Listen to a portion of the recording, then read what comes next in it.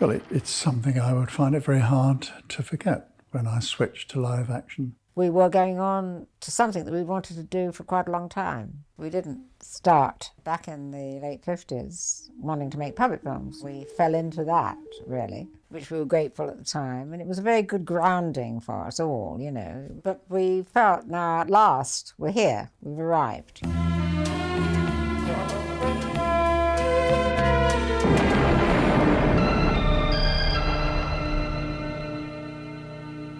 Won't keep you a moment, Alec. Trouble? Oh, why else would I send for you? Take a look at this. Well, UFO obviously is unidentified flying objects.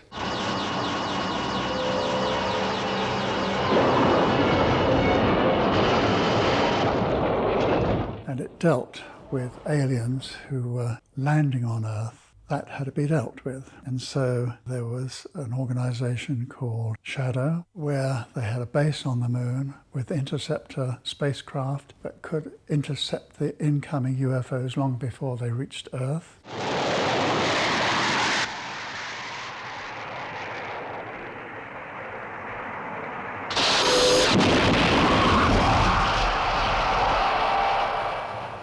And they had a base on Earth that controlled the whole operation. It had to be secret, otherwise the aliens would have blown it to pieces. And I set that base under a film studio. Yeah, I mean, it's not so outrageous, is it? You know, have a headquarters underneath a film studio and everything. It's quite a cute idea, I think, really. The problem was that it was a science fiction picture in live action, and that was going to be hugely expensive. Now, people at that time, if they were making a science fiction film, they would light the artists, and they'd let the light spill over onto a piece of set, and then on the other side it would go off into black, because they couldn't afford to build all the different sets. I used to hate that. So I decided that if I put it under a film studio, first of all, it'd be very intriguing that one of the producers would come in and people would say, "Morning, Mr. Straker." "Yeah, morning," you know. Morning, sir. Morning. He'd get in a lift, go down to the underground control room.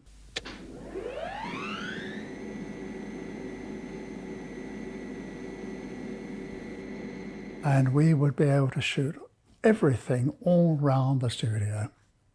And everybody would believe it. It was good to do it because now it was doing live action that we wanted. I treated it really, the costumes and the casting, as if I was dealing with the puppets in a way. You've now made the move for want of a better phrase, to adult fiction world. Yeah. Do you find that the two forms very different? They are really, in as much as with the puppets, you know, one could decide what body a puppet had, what hairstyle, exactly, how they were dressed and so on. You're a little more inhibited, I think, with an actor, you know. We can't really change tall man to short man. I used Ed Bishop, who played a lot of our puppet voices. Helicopter A42, I can see you. I'll stand by while you come in to attack. You've got better cover than I have. Ed was quite serious. He didn't look the way he looked on the screen for us later on, because I went to work on him, because he was rather conservatively dressed when I knew him. Quiet, didn't want to be recognised, just did his job and went home. So when it came to featuring him in UFO, I thought, yeah, he's got the right voice and he's got the right he's American, right accent, and I think he's got the right delivery, but we'll have to do something about his looks, you know. So that's when I went to the wig makers and got a blonde wig, which horrified him because he looked like someone in drag, you know, this long hair. And then I had the hair styled while I was there at the wig makers. And I could see he was quite horrified at the whole thing. And then we put some tan makeup on him, which brought out his eyes and everything. And he had a good figure and everything, so we put him in the futuristic outfits. And there he was. It was great. And various actors who were voices were also used in the live action. International rescue from Thunderbird 1. Changing to horizontal flight. No sign of any activity. Good. Now listen, Joe. WIN has provided you with some specially made equipment. First, a pair of glasses. Attention all defense systems. This is a maximum security alert. Well, I must admit it's a nice gesture. Thanks, Marina.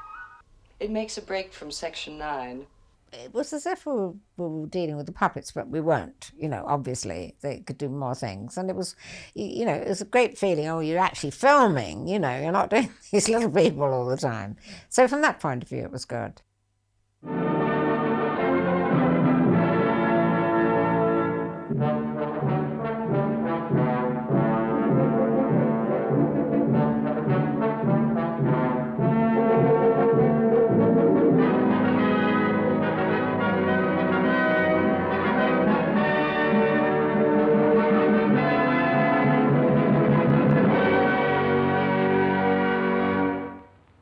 Roger, Echo Foxtrot, you're cleared to land. Check 3 greens. Locked. 3 green lights it is. Clear to land.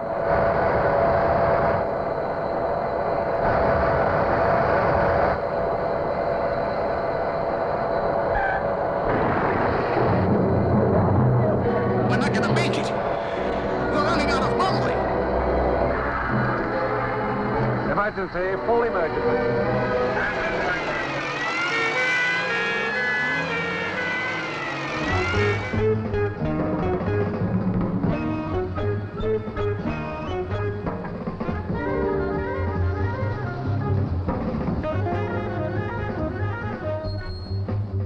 Get me back more electronics.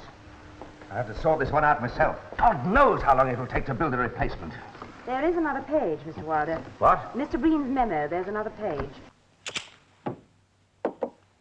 I'm going home now. Tell Newman and Lisa I want to see them at 7:30. Yes, Mr. Webb. Oh, and John Kane asked me to give you this.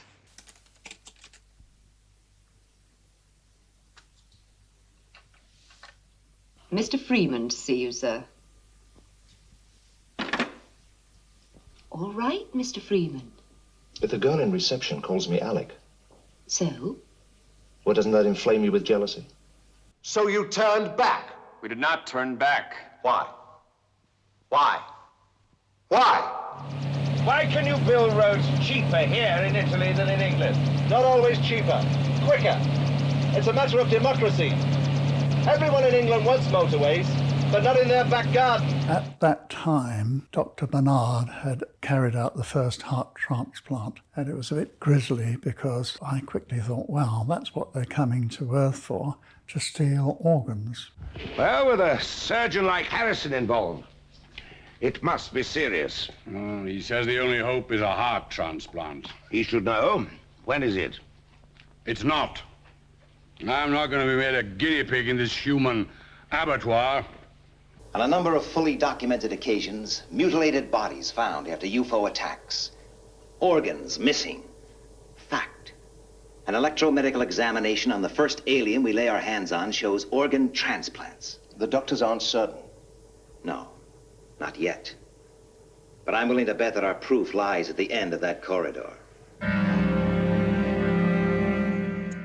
The art department had all the sets built, and I walked onto the stage and I was directing the first episode. And here were all the artists waiting for the maestro to tell them what to do. And I started to direct. Now, I didn't let anybody know what was going on in my mind, but I would say to Ed Bishop, okay, Ed, I'd like you to walk up to the door, slam it in a temper, sit down, pick up the telephone and say, send me Alec Freeman. And I started to think, it's amazing. They speak and their mouth is in sync with their words and they can walk and they can pick up things. Boy, this has got to be absolutely fabulous, you know. That was my first impression and I loved it.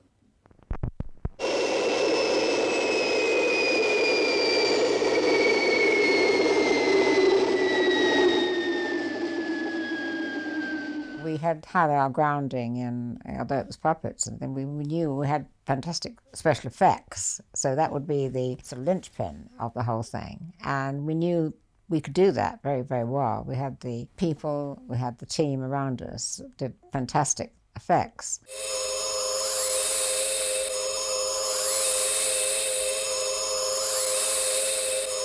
I don't think there's any form of filmmaking that is easy, and there's a very good reason.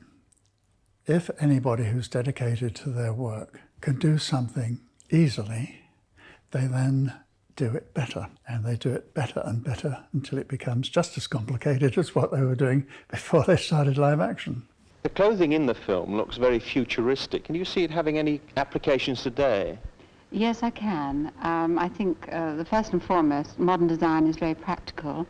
For example, you can have a girl arriving in the office with a catsuit with sleeves and a skirt on. She wants to go out in the evening, she can remove the sleeves, put on an extra miniskirt or an extra coat or anything, and I think it will be adopted.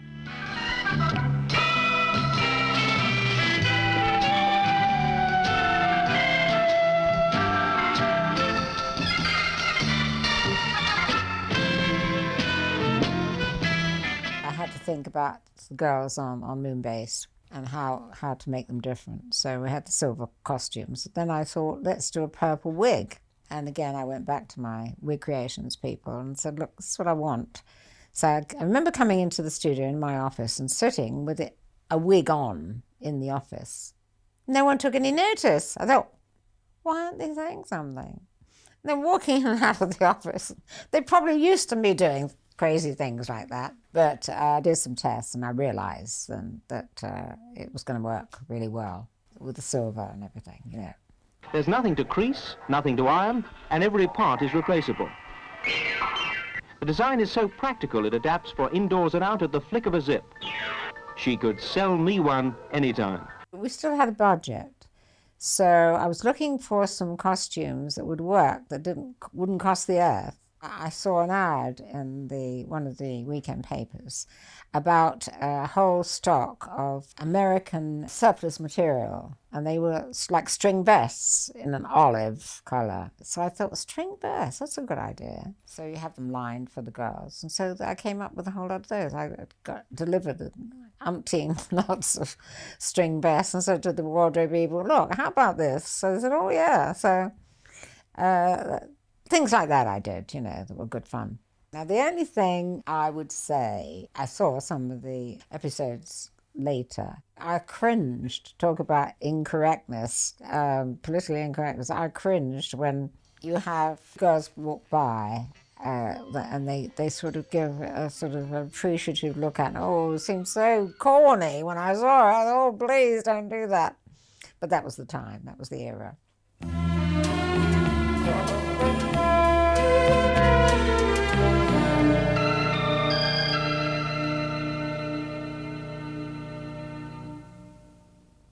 I'd had a serious car accident, so that was when we were starting at Pinewood again, in the hiatus between the two. I had an unfriendly collision with an ambulance, so my car was right off. I was in hospital for a long time and plaster, so it was a bad time for me, really, but I got over it.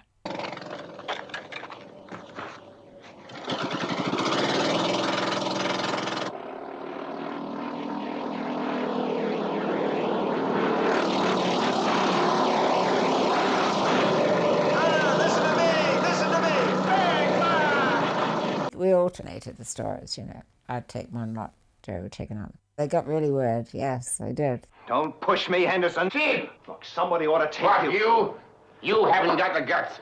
Let's get back to realities. You're nothing but a bunch of spineless, gutless sheep. The lot of you. Nah, nah, nah. Cut! And print that. That was very, very nice. They really got weird, yeah. We'll have to start, sir. Second unit rushes are due at 12. 139, take 2.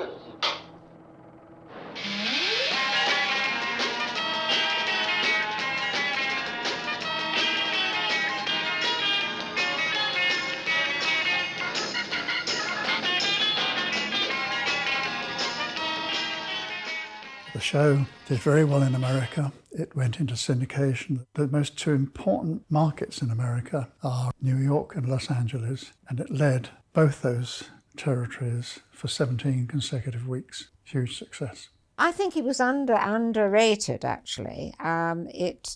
Later on, they played it in Southern TV and said it was the most popular revival, if you like, of a show they'd ever had. People just actually absolutely loved it. Because UFO was doing so well in America, I had a call from Lou to say, quick, roll on and make a new series. So I said, well, if we're going to make a second season, we've got to make some improvements. Yeah, fine, whatever you think, Gerry. And as we were developing it, one of the guys in America, I wasn't particularly fond of him, I have to say, phoned Lou and said, listen, the ratings are dropping on UFO. We made 26 shows. They ran for 17 weeks, leading the country. But because they dipped, cancel the second season. You're in your other people's hands, really. When it goes out, what time, what area, what exposure.